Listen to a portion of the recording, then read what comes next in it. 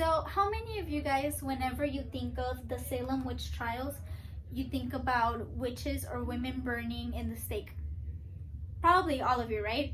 Yeah, that's what the media has us believe. The Salem witch trials, contrary to popular belief, no one was actually burned at the stake. They're actually just hangings. And today I'm here to clarify some of those myths. So, what actually happened?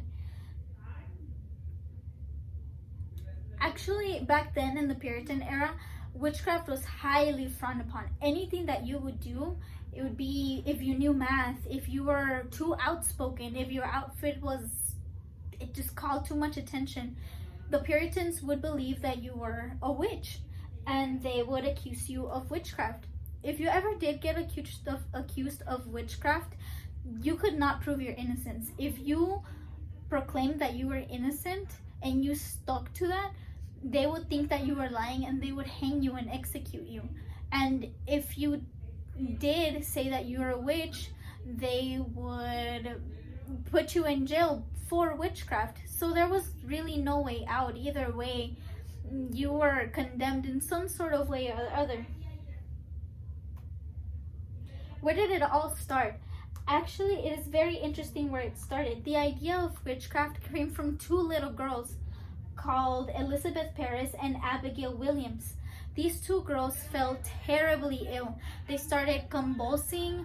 They started showing signs of basically being possessed.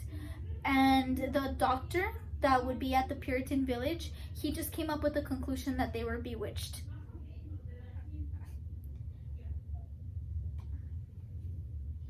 What happened after that? So what happened after the doctor said that these two girls were being bewitched, every little girl from the village just started saying that they were also bewitched, that they were cursed and that there were witches all over. And this is why the Puritans started looking for witches to execute. Bridget Bishop. Bridget Bishop was actually the first person to be executed in the Salem witch trials. Excuse me. Bridget was hung and killed. The reason it is believed that Bridget was hung and killed was because of her character. She had a very strong character. She was very outspoken. And if she thought that something was wrong, she would firmly defend it.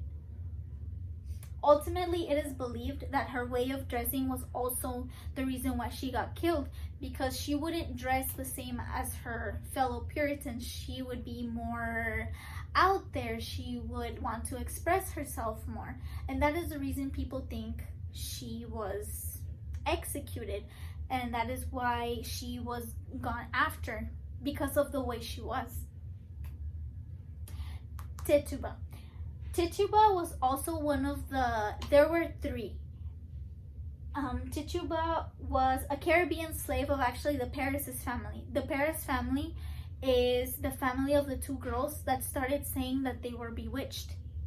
The reason why she was gone after is because she started telling stories to the girls. She was from the Caribbean, so her customs was to storytelling. And for the Puritans, that was different, and they were afraid of that, so they accused her of being a witch. Her testimony was actually the longest of the trials, because she would say that when she would see the devil, she would see visions of red cats with yellow birds and black dogs, and some people believe that she said that so that they wouldn't kill her. She basically said that what the Puritans wanted to hear.